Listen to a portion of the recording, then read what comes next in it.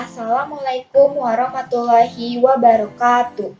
Perkenalkan, nama saya Salma Putri Alifia, NIM 8111419390. Di sini saya akan menjelaskan tentang sumber hukum internasional sebagai ujian akhir semester mata kuliah hukum internasional saya. Sumber hukum internasional dibagi menjadi dua, yaitu sumber hukum dalam arti material dan sumber hukum dalam arti formil. Yang pertama, sumber hukum material adalah sesuatu aktual yang berguna untuk menetapkan hukum yang berlaku bagi peristiwa ataupun situasi tertentu. Atau sumber hukum yang membahas materi dasar yang menjadi substansi dari pembuatan hukum itu sendiri, atau bisa disebut juga bahan-bahan atau materi yang membentuk atau melahirkan kaidah atau norma yang mempunyai kekuatan mengikat dan menjadi acuan bagi terjadinya sebuah perbuatan hukum. Yang kedua, sumber hukum formil adalah sumber hukum yang membahas bentuk nyata dari hukum itu sendiri. Dan dalam bentuk atau wujud apa sajakah hukum itu tampak dan berlaku. Dan dalam bentuk atau wujud inilah ditemukan hukum yang mengatur suatu masalah tertentu, atau bisa disebut juga menentukan prosedur pembuatan hukum, siapa, bagaimana, dan bagaimana hukum material itu ditegakkan. Selanjutnya saya akan menjelaskan tentang penggolongan sumber hukum internasional. Penggolongan sumber hukum internasional dibagi menjadi dua, yaitu penggolongan sumber hukum internasional menurut pendapat sarjana hukum internasional dan penggolongan sumber hukum internasional menurut pasal 38 ayat 1 Statuta Mahkamah Internasional.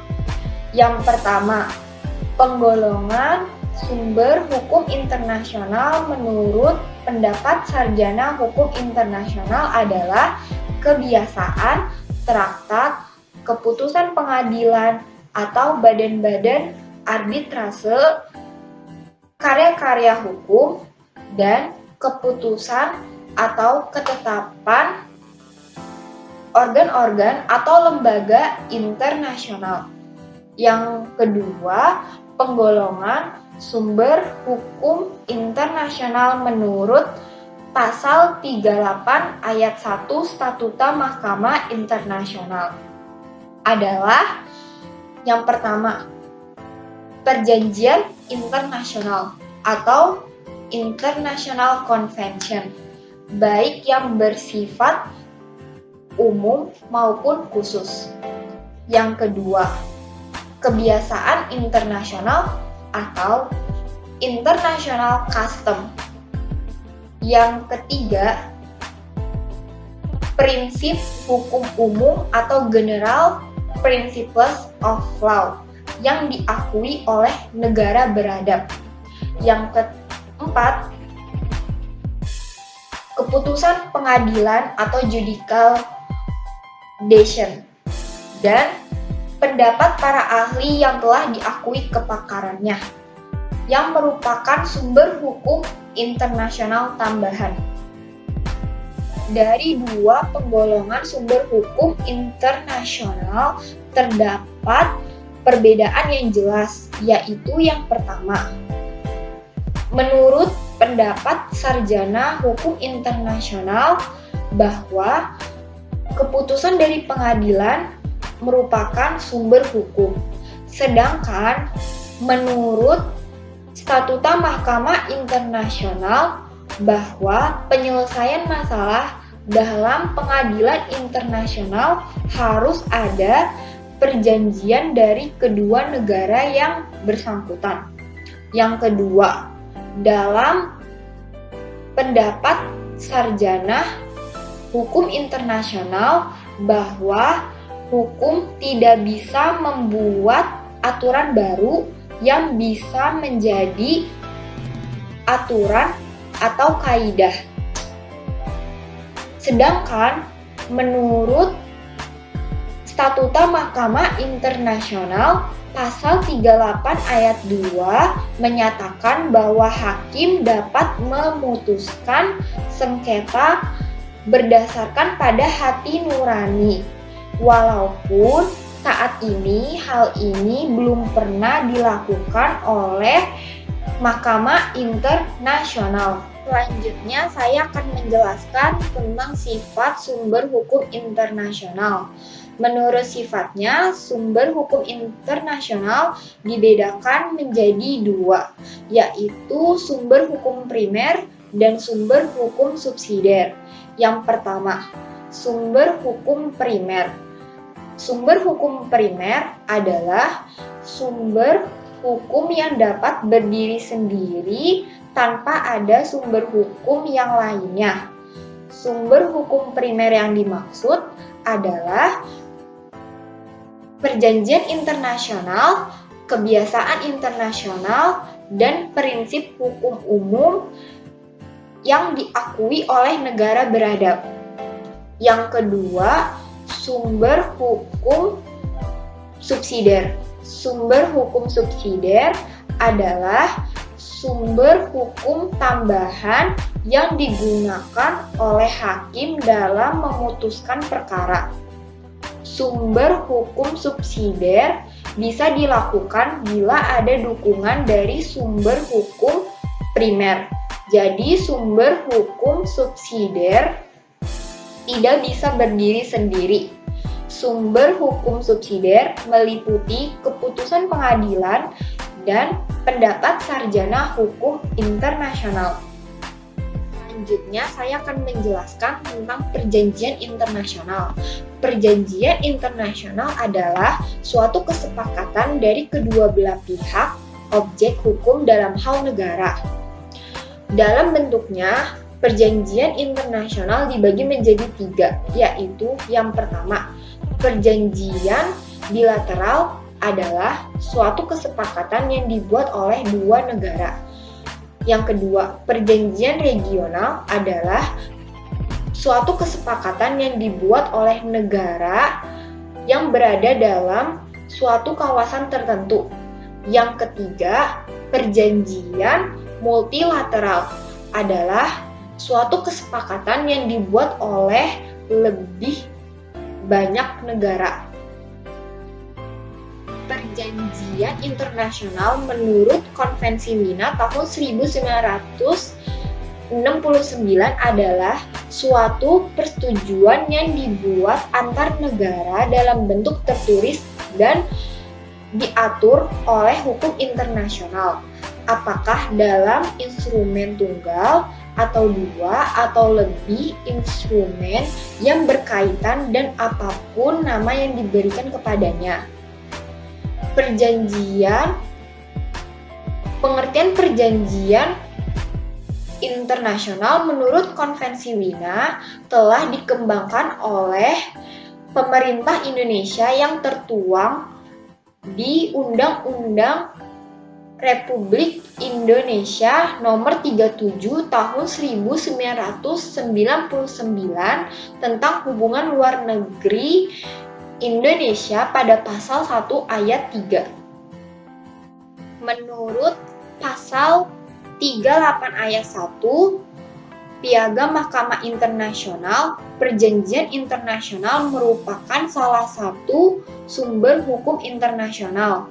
Perjanjian internasional diakui oleh pasal 38 ayat 1 Piagam Mahkamah Internasional hanya perjanjian-perjanjian yang dapat membuat hukum atau law-making treaties.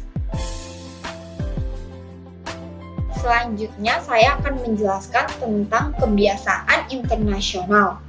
hukum kebiasaan muncul dari praktek negara-negara melalui sikap dan tindakan yang diambil terhadap suatu persoalan. Bila suatu negara mengambil suatu kebijakan dan kemudian diikuti oleh negara-negara lain dan dilakukan berkali-kali serta tanpa adanya protes dari pihak lain, maka secara berangsur-angsur akan terbentuk suatu kebiasaan. Namun, yang menjadi pertanyaan adalah apakah kebiasaan internasional itu merupakan kaidah hukum yang akan menjadi sumber hukum internasional atau hanya merupakan kesopanan internasional? Maka dalam Pasal 38 ayat 1 sub B menyebutkan bahwa international custom as evidence of a general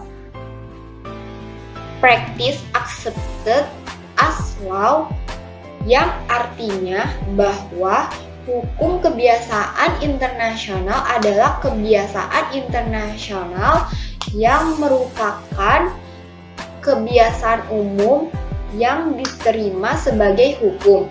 Dari pengertian tersebut diperoleh dua unsur, yaitu harus ada suatu kebiasaan yang bersifat umum dan kebiasaan tersebut harus diterima sebagai hukum. Unsur ini disebut dengan unsur material dan unsur psikologis. Sebagai contoh, penggunaan bendera putih sebagai bendera parlementer, yaitu bendera yang digunakan untuk memberi perlindungan kepada utusan yang dikirim untuk mengadakan hubungan dengan pihak musuh. Kini bendera putih dijadikan sebagai simbol perdamaian atau menyerah kalah. Selanjutnya, saya akan menjelaskan tentang prinsip-prinsip hukum umum. Menurut pasal 38 ayat 1, Piagam Mahkamah Internasional, yang dimaksud dengan prinsip-prinsip hukum umum adalah asas hukum umum yang diakui oleh bangsa-bangsa yang beradab. Asas hukum umum ini harus berdasarkan pada sistem hukum modern, yaitu sistem hukum positif yang didasarkan atas asas dan lembaga hukum Romawi. Walaupun hukum nasional suatu negara berbeda satu sama lain, tetapi prinsip-prinsip pokoknya tetap sama. Prinsip tersebut diantaranya adalah asas pacta sunt servanda bona fides dan asas abus de droit. Prinsip-prinsip hukum ini juga termasuk di dalamnya asas dalam hukum perdata pidana maupun hukum internasional itu sendiri, seperti asas non-intervensi, penghormatan kemerdekaan, dan sebagainya. Selanjutnya, saya akan menjelaskan tentang putusan pengadilan dan doktrin. Putusan pengadilan dan doktrin merupakan sumber hukum tambahan dalam hukum internasional. Maksudnya, putusan pengadilan dan doktrin dapat digunakan untuk memperkuat atau membuktikan tentang kaidah hukum internasional yang didasarkan pada sumber utama, yaitu perjanjian internasional, kebiasaan internasional, dan asas hukum umum. Putusan pengadilan dan doktrin itu sendiri tidak mengikat atau tidak dapat menimbulkan suatu kaidah hukum. Selain Selain yang telah disebutkan, ada juga sumber hukum yang berasal dari keputusan Badan Perlengkapan Organisasi dan Lembaga Internasional. Keputusan badan ini akan melahirkan berbagai kaidah yang mengatur pergaulan antar anggota lembaga itu sendiri. Sekian penjelasan dari saya, maaf bila ada salah kata atau penjabaran. Sekian, wassalamualaikum warahmatullahi wabarakatuh.